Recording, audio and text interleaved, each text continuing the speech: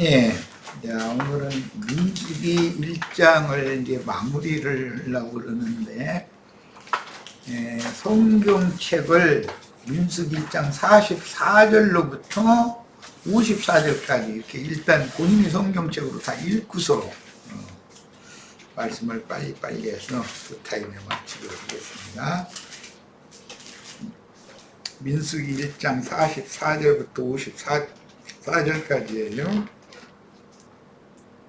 이 계수함을 받은 자는 모세와 아론과 각기 이스라엘 조상의 가문을 대표한 12 지휘관이 계수했더라.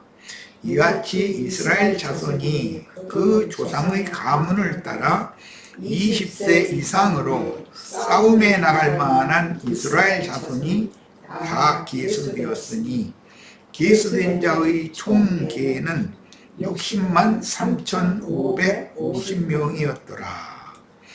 47절부터는 이제 레위인 이야기예요. 그러나 레위인은 그들의 조상의 지파대로 그 계수에 들지 아니하였으니 이는 여호와께서 모세에게 말씀하여 이르시되 너는 레위 지파만은 계수하지 말며. 여기 지난번에도 잠깐 언급을 했지만 레위 지파를 계수하지 말며라고 한 것은 싸움에 나갈 만한 모병 인원으로 계수하지 말아라 그 말이지, 레위 지파를 계수를 않는다는 말이 아니에요. 그들을 이스라엘 자손 계수 중에 넣지 말고 이 말이에요. 그들에게 증거의 성막과 그 모든 기구와 그 모든 부속품을 관리하게 하라. 이것이 이스라엘 백성들은 외적인 싸움을 하는 이제 입장이고, 그 군사들은 레위 지파는 성막을 관리하고 성막에서 봉사하는 것이 전쟁과 같은 거다. 지금 그 말이에요. 자, 그들은 그 성막과 그 모든 기구를 운반하며 거기서 봉사하며 성막 주위에 진을 칠지며 성막을 운반할 때에는 레위인이 그것을 걷고 성막을 세울 때에는 레위인이 그것을 세울 것이요. 이게 이제 아론 반차의 레위 지파의 사제직분이라고 그러는데, 오늘날로 말하자면 신부 목사들이 주장하는 교권, 자신들은 사제권이 있다 이렇게 말하는 근거죠. 이 말씀이 성막을 세울 때는 레위인이 그것을 세울 것이요 외인이 가까이 오면 죽일지며.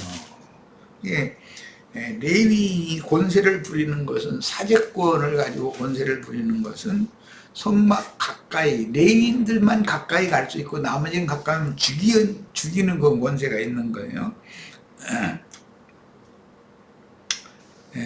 52절 이스라엘 자손은 막사를 치되 그 진영별로 각각 그 진영과 군기 곁에 칠 것이나 레위인은 증거의 성막 사방에 진을 쳐서 이스라엘 자손의 회중에게 진노가 임하지 않게 할 것이라. 이스라엘 자손의 회중에게 진노가 임하지 않게 한다라는 것은 하나님의 율법을 범하는 이스라엘을 이제 하나님이 노하시면 율법대로 하자면 다 죽일 건데, 그 성막 주위를 레위인이 이렇게 에워싸고 있기 때문에 이스라엘을 보호하는 그런 면도 있다는 것이죠. 한 면에서는 진노가 임하지 않게 할 것이라. 레위인은 증거의 성막에 대한 책임을 지킬지니라 하셨습니다. 레위인은 증거의 성막에 대한 책임을 지킬지니라. 이 말씀이 훗날 이제 신약 시대인 오늘날까지도 로마교의 그 사제제도나 개신교계의 목사제도를 실행하는, 즉 니골라당 발람의 교훈을 실행하는 근원이 여기에서 나오는 거예요. 계속 이걸 주장하는 거예요, 사람들은. 우리는 레위인이고 우리는 여러분과는 다르다. 여러분은 평신도들이고 우리는 성직자들이다. 자꾸 이렇게 말하는 거죠. 그 다음에 이스라엘 자손이 그대로 행하되 여호와께서 모세에게 명령하신 대로 행하였더라. 그랬어요. 자, 이제 자료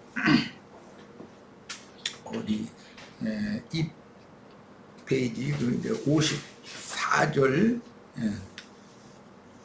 1장 54절 이스라엘 자손이 그대로 행하되 여호와께서 모세에게 명령하신 대로 행하였더라.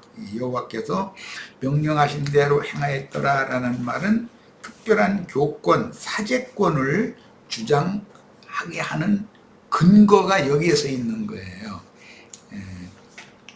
그런데 구약 시대에는 신약 성경에서 주님이 다 이루신 율법을 완전케 하신 새 법을 지켜야 함에도 구약 시대의 이런 율법 규례를 신약 시대까지도 가지고 와가지고 우리는 성직자고 여러분은 평신도다. 그러니까 여러분은 세상에 나가서 이르라고 우리는 세상에 나가서 이르면 안 되는 거 절대로. 왜냐하면 이 레위인들은 성막 밖으로 나가면 안 되는 거였었기 때문에 이제 그런 걸 자꾸 주장을 하고 그러다 보니 당연히 11조 헌물을 강요할 수밖에 없게 되는 것이죠. 그래서 니골라당 제도, 니골라당의 제도를 행하면 당연히 그들이 발람의 그 교훈이나 발람의 교훈을 행하지 않을 수가 없는 거예요. 그들 또 먹고 살아야 되니까 이제 이런 것이 폐단이 되어져 가지고 사람이 온전케 되어진 과정을 하나님 손에 의해서 거쳐보지 않은 사람들이 그런 교리적인 성직자 제도, 즉 사제권, 교권이라고 말하는 이 사제권을 주장하다 보니까 그게 그들의 직업이라는 의식이 생기고 그 사람들은 세상에 나가서 일을 하면 안 되는 것이고 이제 이런 불합리한 모든 면들이 생기게 된 것인데 오늘은 그 면을 간략간략하게 살펴볼 거예요. 레위 지파는 병역 의무로부터 면제되었는데 그들은 하나님께 성별되어 하나님의 임재 처소인 성막을 호위하며 또한 그곳에서 진행되는 제반 업무, 그곳에서 진행되는 제반 업무라는 건 제사를 행하는 업무를 레위인들이 맡아서 한다는 것이죠. 이스라엘 백성들은 그냥 제물 끌어다가 레위인에게 넘겨주는 것이 끝나는 거예요. 실제로 행하는 건 레위인이 하는 거죠. 이런 제도가 주님께서 그 불합리한 그런 것을 폐하시고 모든 사람이 하나님의 영광 앞에 나갈 수 있도록 새롭고 산 길을 열어놓으셨지만 그것을 부정하게 되는 결과가 온 거죠. 이제 구약 시대의 이런 예법을 신약 시대까지 행하려고 하는 것은 여기서는 괴리가 생기지 않을 수가 없는 것이죠.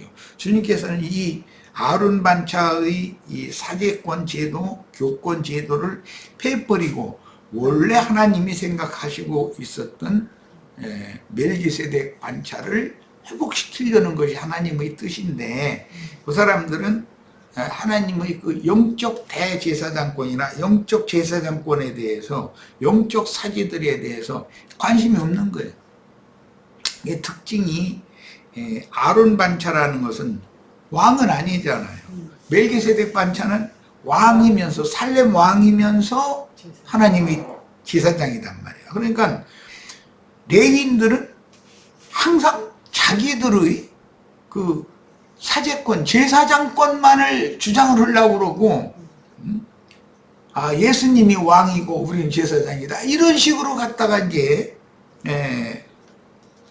교리를 만들어가지고 사람들에게 계속해서 세뇌를 시키니까 이제 시간이 지나면 그게 당연한 것이 되어버리는 거예요.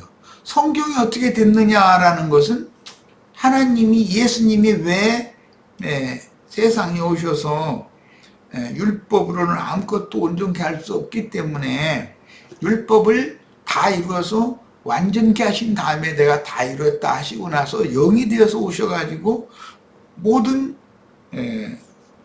믿는 이들을 왕이며 제사장 노릇을 할 수 있는 왕 같은 제사장으로 멜기세덱 반차를 회복을 해줘도 왕은 예수님이 하시고 우리는 제사장 하게 놔두고 나머지는 평신도 오게 이대로 하자는 것이 그게 오늘날까지 이어지기 때문에 주님께서 십자가에서 대속물로 죽임당한 것이 다 무효가 되게 한다 이 말이에요.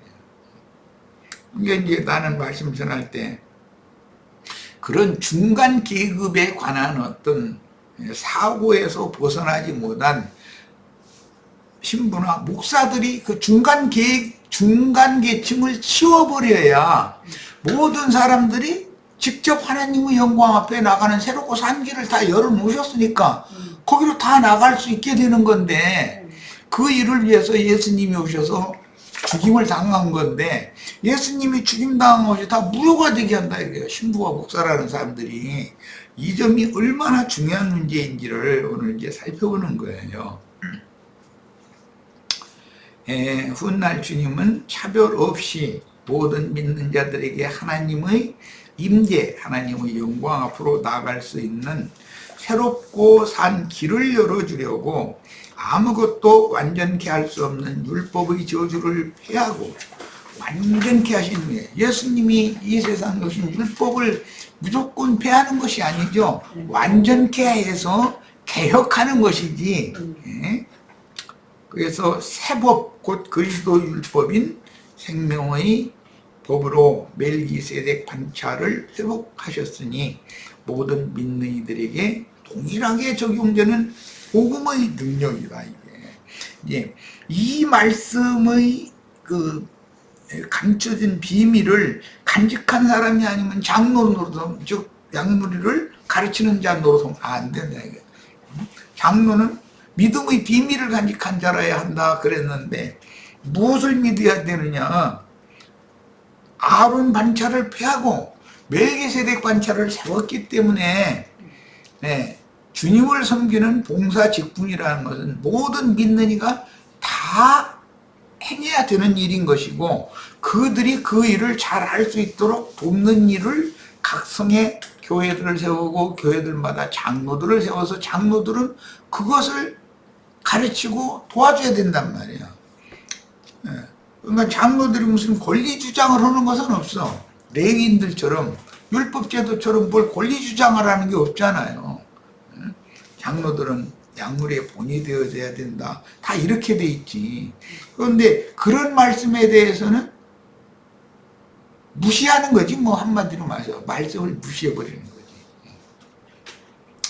대속물이 되어 자신의 한 몸을 단번에 들여서 율법의 모든 요구를 이루신 주님의 십자가를 무효가 되게 하려는 마귀의 사자들이 광명의 전사로 가정하여 많이 세상에 보냄을 받아 진리를 회방하는데 그런 발람과 니골라당 즉 레위인들의 특별한 사제권, 교권을 주장하는 사람들이 빛의 천사의 모습으로 나타나서 사람들 위해서 군림할 수가 있는 것이지 나도 여러분과 똑같은 죄인 중에서 은혜를 입은 한 사람일 뿐이다 이렇게 말하면 그 양무리들이 그 사람을 신임을 낳는다고 느낀다는 것이죠. 그러니까 이게 바울 사도는 그러니까 자기는 죄인 중에서도 괴수다 이렇게까지 말하는데 신부님이나 목사님은 자기는 거룩한 사람인 것처럼 이렇게 그게 다 미선이잖아. 하나님이 왜 그 사람들의 속을 모르겠어. 그 대표적인 예는 자칭 나는 그러다라고 주장하며 택하신 자라도 미혹하는 자들입니다. 그러니까 그들이 다 광명의 천사의 모습으로 양무리 위에 이렇게 나타나서 군림하는 그런 길을 자꾸 추구한다는 거죠. 저 가라지들인 악한 자의 아들들만이 아니라 소위 한 번 구원은 영원한 구원이라느니 죄의 사함과 거듭남을 통해서 영의 구원만 받으면 과거, 현재, 미래의 죄까지 다 주님이 단번에 다 죄를 없이 했다. 그 말을 주님이 세상 죄를 지고 갔다 그 말은 죄를 없이 하셨다 그 말인데, 이 말은 세상의 모든 죄를 심판했다는 말인 것이지 죄가 없어졌다는 게 아니잖아. 세상에 도둑놈도 있고 강도도 있고 뭐 여전히 똑같은데 뭐 예수님 오시기 전이나 후나 뭐가 달라? 그러니까 근데 이제 그 사람들은 그런 것 때문에 세상에 죄가 없다고 주장하지만 그게 거짓말이라는 거예요.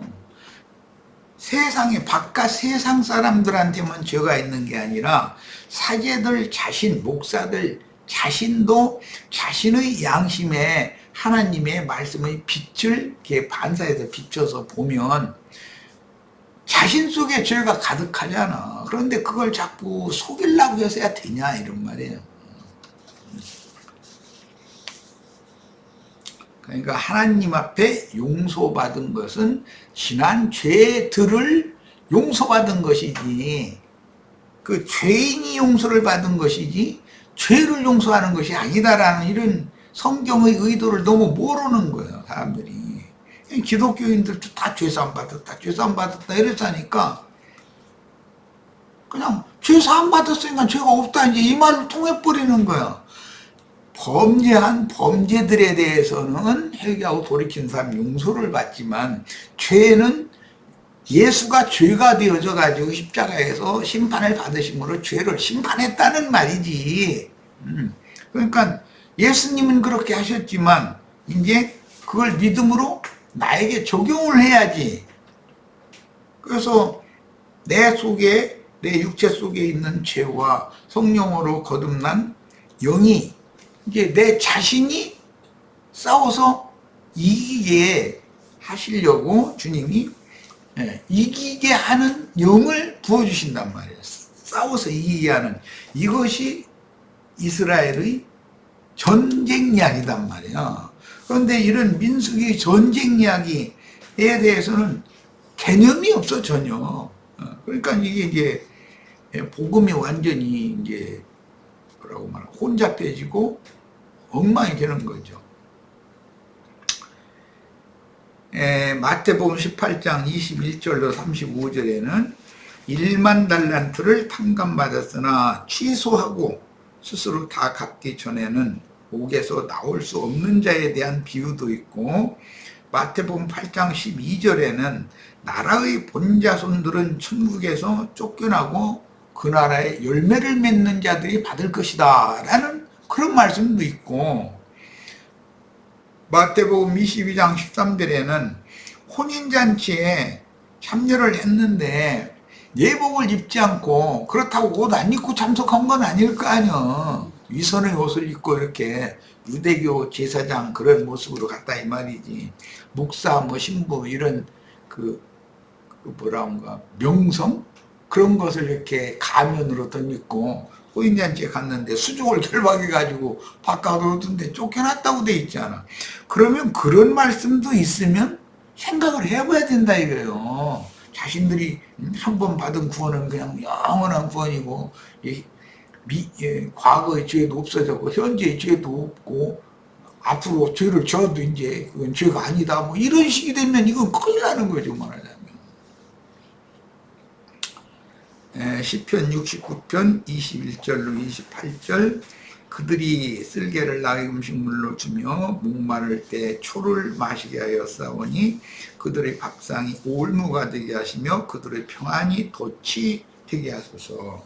그들의 눈이 어두워 보지 못하게 하시며 그들의 허리가 항상 떨리게 하소서. 주의 분노를 그들의 위에 부으시며 주의 맹렬하신 노가 그들에게 미치게 하소서. 그들의 거처가 황폐하게 하시며 그들의 장막에 사는 자가 없게 하소서. 그러니까 예배당 오늘날의 표현대로 이 말씀을 표현을 하자면 예배당 성당 사람 하나도 안 나오게 해주세요 그 말이지 지금. 그들의 장막에 사는 자가 없게 해달라고 했으니까 무릇 그들이 주께서 치신 자를 핍박하며 주께서 상하게 하신 자의 슬픔을 말하였사오니 그들의 죄악에 죄악을 더하사 주의 공의에 들어오지 못하게 하소서. 그들을 생명책에서 지우사 의인들과 함께 기록되지 말게 하소서. 그러니까 오히려 나는 어떠한 죄인가를 깨닫고 늘 주님 앞에 은혜를 구하는 그런 신앙인들은 생명책에서 지울 일이 없죠. 그런데 헛되이 자긍하는 이런 자들은 생명책에서 지워버린다는 거예요. 성경에 명확하게 이런 말씀이 있지만 그들은 한 번 구원은 영원한 구원이다, 안전하다, 이것을 강조를 하니까 이게 다 어디서부터 오느냐. 창세기에서 뱀이 하나님 말씀을 확 뒤집어 놓는 것과 같은 거예요. 선악을 알게 하는 나무실과를 먹으면 하나님은 정령 죽으리라 그랬는데 뱀이 나중에 여자 보는 말은 아니라 결단코 죽지 아니하리라 하고 싹 뒤집어 버리잖아. 지금 말씀을 이렇게 뒤집어 버리는 짓이 이렇게 실행이 된다는 거예요. 그러니까 뱀이 누구냐면 사실은 신부님 목사님들인 거죠. 예수님 당시에는 유대교의 지도자들이 다 뱀들이고 독사들이었었죠. 이런 이치를 깨달아야 되는 거예요. 그러니까 자, 계시록 3장 3절로 5절 그러므로 네가 어떻게 받았으며 어떻게 들었는지 생각하고 지켜 얘기하라. 만일 읽히지 아니하면 내가 도둑같이 이르리니.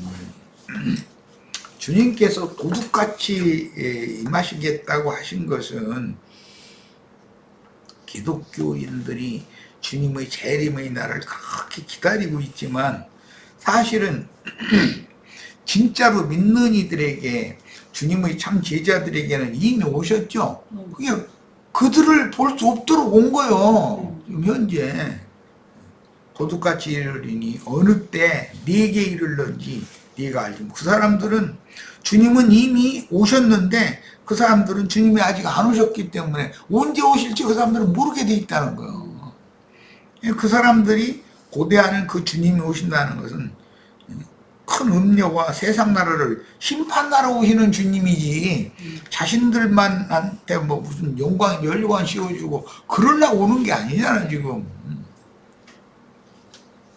그러나 4대에 그 옷을 더럽히지 아니한 자 몇 명이 네게 있어 흰옷을 입고 나와 함께 다니리니 그들은 합당한 자인 연구라. 이기는 자는 이와 같이 흰옷을 입을 것이요 내가 그 이름을 생명책에서 결코 지우지 아니하고 그 이름을 내 아버지 앞과 그의 천사들 앞에서 시인하리라. 그랬어요. 그러려면 그의 이름이 생명책에 농명이 돼 있어야 되는 일이죠. 그런데 자신들은 생명책에 농명이 됐다고 그러는데 사실은 그게 반대일 수도 있는 거잖아요. 생명책에 농명이 됐다가도 흐려질 수도 있고 아예 농명된 적도 없는 사람일 수도 있고 얼마든지 그럴 수 있는 거예요. 하나님의 책 어린 양의 생명책에 그 이름이 농명되었으나 지워지는 자도 있으며 출애굽기 32장 33절에 보면 누구든지 하나님께 나에게 범죄하는 자는 그 이름을 책에서 지우리라 분명히 이렇게 말씀하셨어. 그런데 그 지워져야 되는 그런 중대한 죄를 저지르는 것은 소위 말하는 평신도들이 세상살이를 하면서 뭐 범과들을 저지른 거, 흠결, 허물 이런 것보다 더 큰 영적인 죄를 지금 지고 있는 거거든 사람들이. 그러니까 이런 문제를 생각을 해야 돼. 사람들이 영적인 범죄는 훨씬 더 엄격하게 다룬다. 왜? 자기만 멸망으로 가는 것이 아니라 많은 사람들을 미혹해서 자기 따르게 하면서 자기를 따른 사람들을 함께 다 지옥 자식으로 끌고 가기 때문에 하나님은 그들을 엄하게 심판하지 않을 수가 없는 거죠. 이런 말씀을 보면 그 이름이 생명책에 한번 농명된 것으로 구원이 보장되는 것이 아니다 라는 것을 성경을 보면 여러 부분에서 증거를 하고 있기 때문에 다 알 수 있는데, 이상하게 그 사람들은 이런 부분을 일부러 안 가르치죠. 이름이 어린 양의 생명책에 농명이 됐던 사람도 지워질 수 있다. 구원 얻은 사람도 구원을 잃을 우려가 많다. 그러니까 끝까지 근신하고 정신 차리고 깨서 주인할 끝까지 달려갈 길을 마치고 믿음을 끝까지 지켜야 된다. 이렇게 가르쳐야 되는데, 그냥 저 예배당에만 나오면 그냥 구원 받은 사람이다 이런 식으로 하고, 당신의 구원은 영원하고 완전하다. 이제 그러다가 그 사람이 저 예배당에 안 나오고 어느 날 보니까 딴 예배당에 간다 그러면 그 사람 구원 못 받은 사람이라 또 잃어버리고, 다른 예배당 나가면 구원 못 받고 저한테 오면 구원 받고, 이런 놈의 잣대가 어디가 있어. 그건 말도 안 되는 소리지. 자, 그 다음에 율법과 선지자의 때 세상 만민 중에서 택하여 불러내신 12지파가 자신들만이 선민이라고 자긍하다 꺾이고 그 자리에 이방인들이 접붙임을 받았을 때는 예수님이 초림으로 말미암아 이루어진 일이죠. 그런데 그들이 재림 주님을 그렇게 고대하지만 실제로 주님이 재림을 하시면 그 자긍하는 신약의 세상 교회 사람들을 잘라내버리고 입맞은 이스라엘 12지파를 회복시키려고 오시는 것이니까 자신들은 심판하려고 오는 건데, 그냥 주님 오시는 걸 그게 먼 하늘에 구름만 떠가도 혹시 주님이 저 구름 타고 오시나 싶어서 온다고 그러고 찬송이나 하고 앉았고 그러고 있으면 참 답답한 일이야 이게.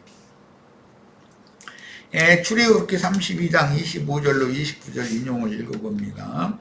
모세가 본즉 백성이 방자하니, 이것은 첫 번째 시내산에서 율법을 받아가지고 내려올 때 광경이에요. 이는 아론이 그들을 방자하게 하여, 아론이 대제사장인데 아론이 맨 앞장서 이걸 부축했다는 거잖아. 원수에게 조롱거리가 되게 하였습니다. 이에 모세가 진 문에 서서, 이것 때문에 아론 반차의 사지 직분이다 그러는데, 이것이 이게 주님이 생각하는 멜기세덱 반차의 사지 직분과 반대되는 직분. 아론이 앞장서서 오히려 사람들을 영적인 범죄를 저지르게 했으니까 원수에게 조롱거리가 되게 하였습니다. 이에 모세가 진 문에 서서 이르되 누구든지 여호와의 편에 있는 자는 내게로 나오라 하며 레위 자손이 다 모여 그에게로 가느니라. 그런 걸 보면 그때 당시 아론이 앞장서서 이 일을 했음에도 아론과 같은 지파 사람들은 아론이 하는 것이 뭔가 저렇게 하면 안 되는다는 생각들을 아마 좀 했던 모양이지. 자신들도 아론 하는 대로 앞장서서 막 레위인들이 그랬으면 레위인들이 칼 차고 앞에 나와서 우리가 죽이겠다 그렇게 묻을 거 아니야. 모세가 그들에게 이르되 이스라엘의 하나님 여호와께서 이렇게 말씀하시기를, 너희는 각각 허리에 칼을 차고 진 이문에서 저문까지 왕래하며 각 사람이 그 형제를, 각 사람이 자기 친구를, 각 사람이 자기의 이웃을 죽이라 하였느니라. 이제 죽이는 직분이에요. 이제 아론 반차라는 것은 죽이는 직분이죠. 레위인들 이제 성막을 에워싸고 하나님의 영광을 보호하는 직분을 행하는데도 외인이 가까이 오면 다 죽이라 그래. 이게 레위인들에게는 죽이는 직분이 맡겨져 있는 거예요. 생명나무 길을 막고 서서 자신도 들어가지 않고 들어가고자 하는 자들도 막는 자들의 화염검인, 이제 이 화염검 이야기는 신약에 보면 주님께서 불과 성령과 불로 침례하시리라는 말씀이 나왔죠. 그런데 성령 침례는 받아야 되지만 불 침례 받으면 안 되죠. 그런데 기독교인들은 불 침례 달라고 불러 이러고 있단 말이에요. 그러니까 이게 진리에 대해서 얼마나 무지한 사람들이냐. 화염검이라는 것은 불칼이라는 말인 건데 불칼 맞아 죽는 것이 그들이 말하는 성령 받는 거잖아. 불성령. 어? 자, 현세 교계 지도자들의 조직신학 교리에 대한 실현이니 전사들이 소지한 성령은 예리한 검인 진리의 말씀으로 무장하는 것과 대조된다. 성령의 검으로 주님의 증인들은 장비를 하고 성령의 검으로 화염검 가지고 함부로 휘두르는 자들을 대적해서 이기라는 것이 전쟁인 것인데 화염검을 가진 자들 그들에 의해서 불성령 받는다고 뭐 그냥 불 받아라 성령 받아라 이래서 하는데 사실은 그게 지옥불에 들어가는 그런 이 검이라는 것은 말씀을 말하는 거거든. 사람들의 영혼을 그릇 가르쳐서 지옥불에 떨어지게 하는 그 칼이 화염검으로 상징이 됐잖아. 성령의 검, 진리의 말씀이라는 것과 이게 의도적으로 성경이 대비하는 것이잖아 지금. 레위 자손이 모세의 말대로 행함에 이날에 백성 중에 3,000명가량이 죽임을 당하니라. 모세가 이르되 각 사람이 자기 아들과 자기 형제를 쳤으니 오늘 여호와께 헌신하게 되었느니라. 죽인 것 때문에 헌신하게 됐어.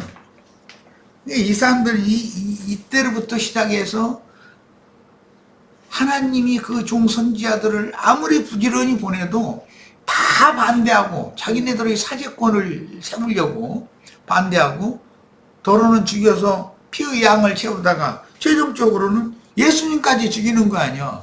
그럼 그들이 뭘로 죽이느냐. 우리의 율법에 의하면 저는 반드시 죽일 자다. 그게 그들의 율법 말씀이 화염검이잖아 결국.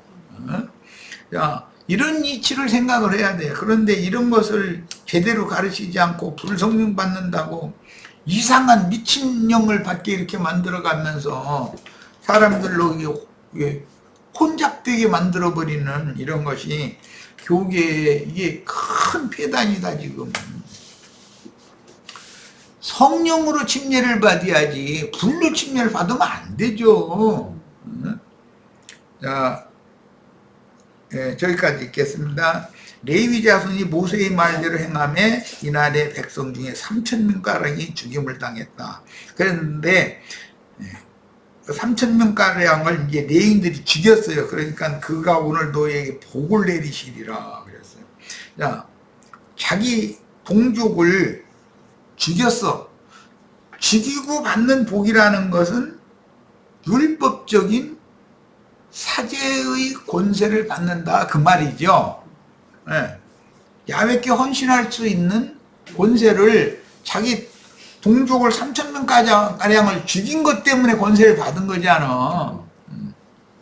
자, 이것이 오늘날 교계의 신부제도, 목사제도의 근원이 되어서 계속 내려온다는 거예요.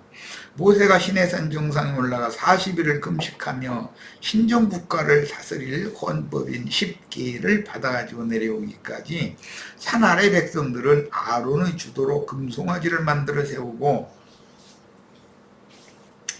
그 앞에서 먹고 마시며 뛰놀며 애굽인들이나 중근동 사람들이 태양신 즉 바알신 또는 아세라신을 숭배하는 그런 제례를 행했습니다. 이런 백성들이라면 야훼 하나님의 신정국가를 세울 수도 없고 신정통치의 신정통치라는 건 하나님은 말씀이시기 때문에 말씀의 뜻대로 그 백성들을 계시해서 계시받은 사람들을 다스린다 이 말이에요. 그게 천국이니까. 야, 그런데 말씀 세계 말씀 나라를 세울 수가 없다 이거예요. 말씀과는 아무 상관없는 짓을 자꾸 이렇게 하니까. 그래서 야훼 하나님은 크게 진노하셨는데 금송아지 우상을 만들고 이방인의 제례를 행한 주동자들을 척결하라는 분부를 받던 자들은 레위인들이었으니 그들은 금송아지 우상 숭배에 적극적으로 참여하지 않았기 때문일 것이다 라고 가능은 할 수 있어요. 저희도 아론이 만든 금송아지 앞에서 앞장서서 막 먹고 마시고 뛰놀고 했다면 무슨 염치로 칼 들고 가서 저희를 죽여야지 누구를 죽여. 예. 그들은 아마 뒷전에서 구경이 나오는 아마 그런 상황이었을 수도 있는 거죠. 자기 동족이지만 담대하게 야훼 하나님의 종인 모세의 편에 서서 우상 숭배자들을 척결한 레위인들은 율법 시대의 전 기간 야훼 하나님을 가까이에서 섬기는 직무를 부여받았는데, 의문, 조문이라고 그래요. 율법 직분은 레위인들이 행한 것과 같이 죽이는 직분이 되었습니다. 오늘날 신부나 목사라는 호칭으로 목회 사역을 하면 전부 죽이는 자들이다. 영혼들을. 이것을 잘 깊이 생각하고 깨달을 필요가 있습니다. 첫 시간 여기까지 해서 마치고 다음 달로 이어나갈 겁니다. 잠시 쉬었다 합니다.